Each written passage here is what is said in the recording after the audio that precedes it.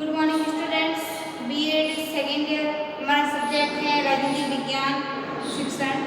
कल हमने राजनीति विज्ञान शिक्षण के अंतर्गत जो अपनी फर्स्ट इकाई थी उसका जो लास्ट का टॉपिक था राजनीति विज्ञान पाठ्य पुस्तक के मानदंड के बारे में पढ़ा था, जिसके उसके मानदंड के जो विभिन्न जो बिंदु थे उनके बारे में पढ़ा था। जैसे सामान्य परिचय के बारे में पढ़ा, उसके यांत्रिक तत्वों के बारे में पढ़ा, उसके संगठन के बारे में पढ़ा, और पुस्तक व उसकी विषय वस्तु का जो प्रस्तुतिकरण है उसके बारे में पढ़ा, और अभ्यास प्रश्न के बारे में पढ़ा, उदाहरणों के बारे में, और संदर्भ शब्दावली और जो परिशिष्ट व अनुक्रमणिका है उसके जो थे उसके जो बिंदु विस्तार से उसके बारे में कल की ऑनलाइन क्लास में हमने चर्चा की थी।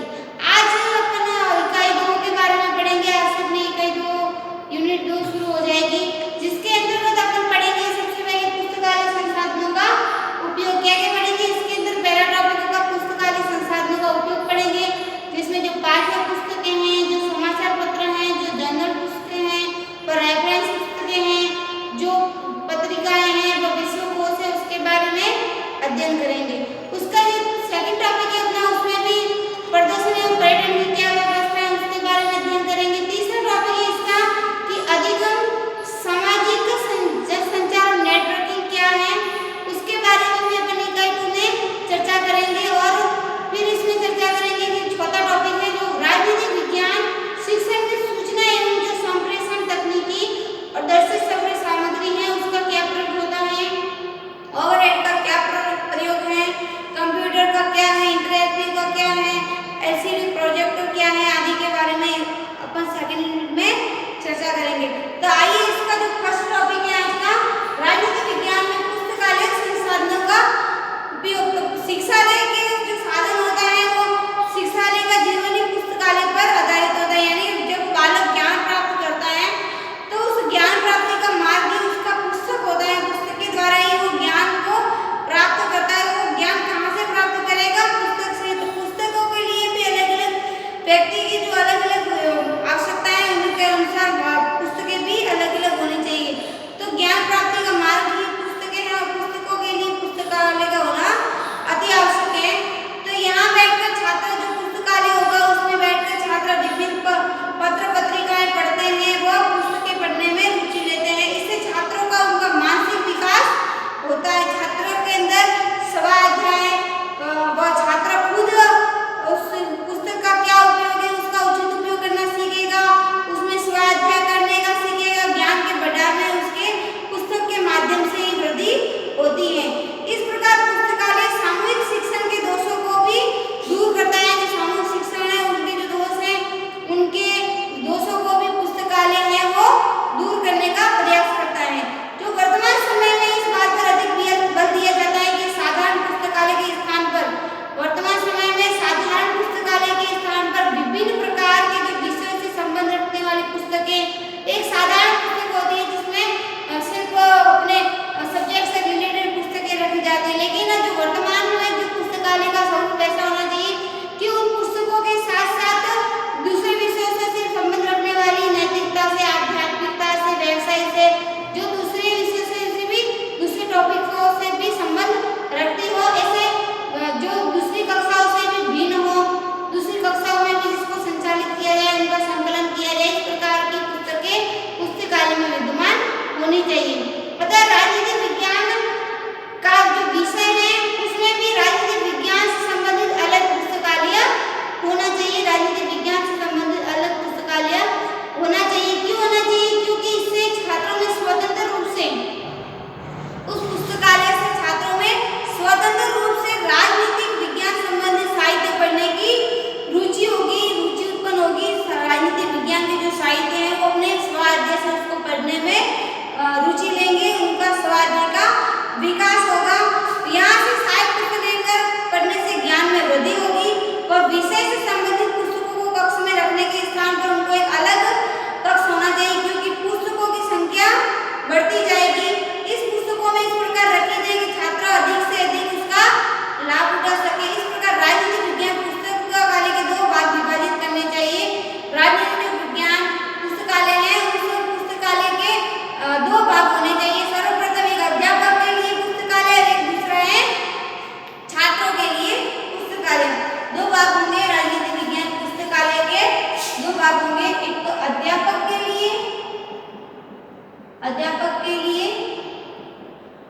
और दूसरा होगा छात्र के लिए। राजनीति विज्ञान की जो पुस्तकालय इसके दो भाग विभाजित किए गए हैं, एक तो अध्यापक के लिए होगा और दूसरा छात्र के लिए। अतः शिक्षक के पुस्तकालय में उन सभी जो शिक्षक होगा, अध्यापक होगा, उस पुस्तकालय में उन सभी रचनाओं का संग्रह होना चाहिए जिनका अध्ययन शिक्षक के लिए आवश्यक है। जो अध्यापक के लिए जो पुस्तकालय होगा उसमें वो सभी पुस्तकें, रचनाएं जो अध्यापक पढ़ाने में काम लेता है वो सभी पुस्तकें उपस्थित होनी चाहिए, उनका संग्रह होना चाहिए जिनका अध्ययन शिक्षक करता है, जिनके लिए वो शिक्षक के लिए उपयोगी हो। और इसमें प्रसिद्ध लेखकों द्वारा लिखी गई पुस्तकें, अलग अलग रेफरेंस बुक होंगी, उस विषय से संबंधित वो होगी, ताकि अध्यापक होगा अलग अलग पुस्तकों से एक तो अपने नोट्स बनाएगा, उस नोट्स से छात्रों को पढ़ाएगा। कुछ पुस्तकें राजनीति विज्ञान शिक्षण पर भी होनी चाहिए। छात्रों के पुस्तकालय में उनकी अवस्था, जो छात्र हैं उनके पुस्तकालय में उनकी आयु के अनुसार कैसे पुस्तकों को पढ़ेंगे, किस प्रकार की पुस्तकें उनके लिए लाभप्रद होगी, उनकी रुचि, उनकी योग्यता के अनुसार की भाषा उनको समझ में आ रही है, ये पुस्तक उनको समझ में आ रही है, उनकी योग्यता के अनुसार होनी चाहिए। वह पाठ्य पुस्तकों के अतिरिक्त तो उनके अंदर सहायक पुस्तकें भी होनी चाहिए जो ज्ञान करने के साथ साथ बालक में नैतिकता, आध्यात्मिकता, सामाजिकता, अन्य गुण है उनकी भी वृद्धि करें। ऐसी रेफरेंस बुक भी पुस्तकालय में होनी चाहिए।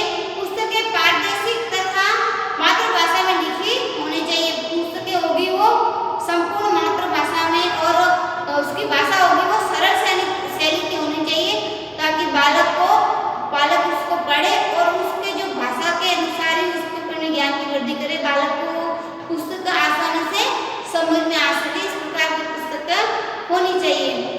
राजनीति विज्ञान शिक्षण में भी विभिन्न पुस्तकालय संसाधनों के उपयोग को निम्नलिखित रूप से स्पष्ट किया जा सकेगा। सबसे पहले कवि गोष्ठी, निबंध या कहानी लेखन जो है उसमें भी पुस्तकालय संसाधनों का उपयोग किस प्रकार कर सकते हैं। राजनीति विज्ञान शिक्षण के अंतर्गत राजनीति विज्ञान शिक्षण अंतर्गत पुस्तकालय का उपयोग किस प्रकार से कर सकेंगे। सबसे पहले आएगा कवि गोष्ठी,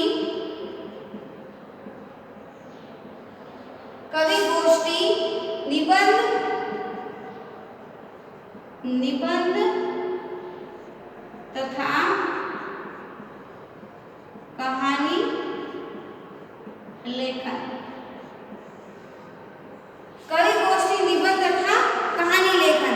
पहला इसका जो पुस्तकालय संसाधनों का उपयोग होगा वो सबसे पहले ये होगा कि कवि गोष्ठी, निबंध तथा जो कहानी लेखन है उस प्रक्रिया को किस प्रकार से विस्तार से बनाया जाए। तो इन क्रियाओं का मूल उद्देश्य छात्रों में साहित्यिक अभिरुचि, जो ये क्रिया है उनका मूल उद्देश्य छात्रों में साहित्य के प्रति साहित्यिक अभिरुचि, छात्रों के अंदर साहित्यिक अभिरुचि तथा सौंदर्यबोध उत्पन्न करना, वह सौंदर्यबोध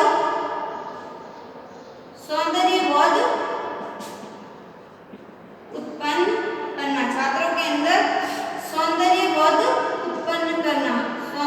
उत्पन्न करना।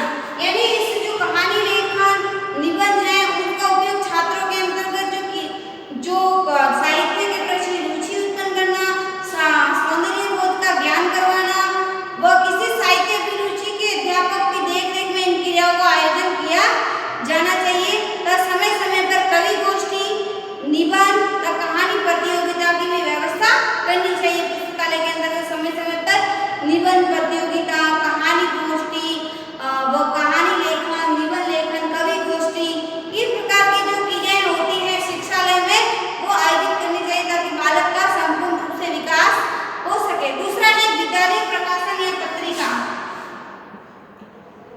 विद्यालय प्रकाशन या पत्रिका। विद्यालय प्रकाशन या पत्रिका। तो विद्यालय प्रकाशन और पत्रिका किस प्रकार से छात्र के लिए उपयोगी होती है। तो विद्यालय प्रकाशन भी अन्य क्रियाओं के समान शिक्षक का ये अनुपम हिस्सा माना जाता है। शिक्षण का एक अनुपम